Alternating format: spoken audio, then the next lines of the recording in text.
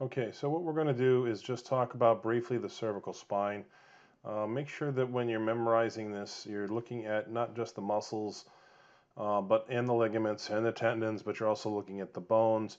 Here we have some pictures directly out of the 3D Atlas of Human Anatomy from Primal. It is under the section with those little file folders. It looks like a person with a bunch of file folders. It's right above the movie camera. You slide down under slides and you'll see this. This is C1 or Atlas. C2 is Axis. Okay, and then you can see the dens. You can see that there's a posterior tubercle on C1. The dens, of course, is on C2. You can see the articular pillars on all of the different cervical vertebrae and the different types of cervical vertebrae that you have. You can see that they are bifid. In other words, there are two spinous processes. This will also show you the foramen transversarium or the transverse foramen, which is, of course, where the vertebral artery transcends upward in the cervical spine. The superior articulating facet is located here. The vertebral canal, of course, is going to be a structure or an area, not necessarily a structure, but an opening that you will see in the entire spine. And then you have your spinous processes. Again, C4 is bifid, C7 is not. C1 has a posterior tubercle because it doesn't have a spinous process. You can see C2, C3, 4, 5, and 6 here. And then you see that the vertebral artery is going to be able to come up through this transverse foramen. This is another view of the cervical spine for you to see. This, of course, is the occiput. The foramen magnum is here.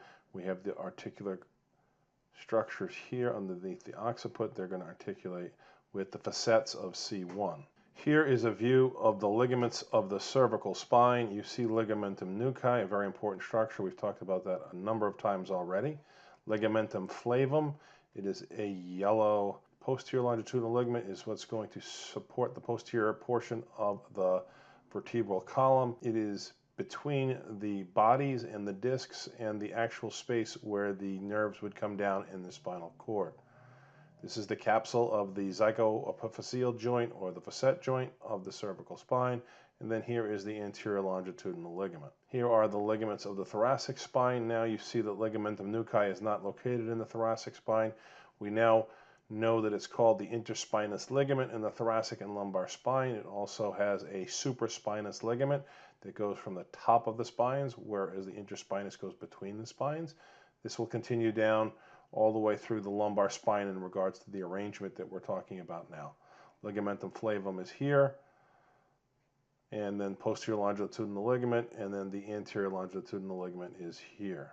Lumbar ligamentous orientation is here. We have the supraspinous ligament, like I said earlier. Interspinous here. Again, don't kill yourself. Very easy to memorize. Supraspinous ligament attaches to the tops or the tips of the spinous processes of each vertebrae, acting to connect them and resist flexion of the spine. Interspinous ligament is between the spinous processes and acts to limit flexion of the various portions of the spine. Ligamentum flavum here in the lumbar spine, the posterior longitudinal ligament here, and then the anterior longitudinal ligament there. Here is a similar picture from Primal of the thoracic spine. Again, we can see the body of the vertebrae, the vertebral canal.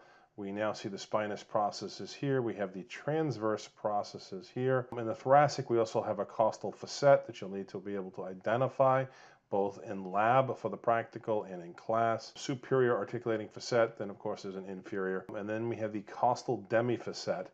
And the costal demifacet is the portion of the vertebral body that articulates with the tip of the rib.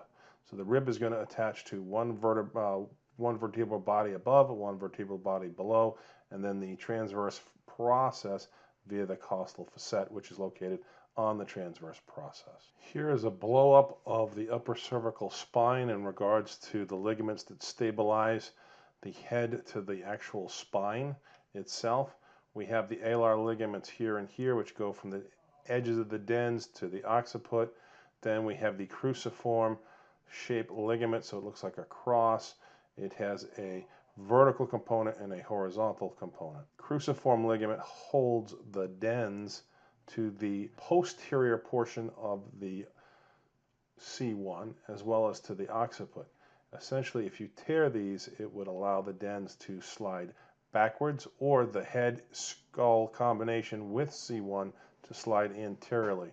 We will be teaching you the sharp purser and the modified sharp purser to help you identify laxity in this ligamentous structures, which is found in people with rheumatoid arthritis, as well as those who have Down's syndrome.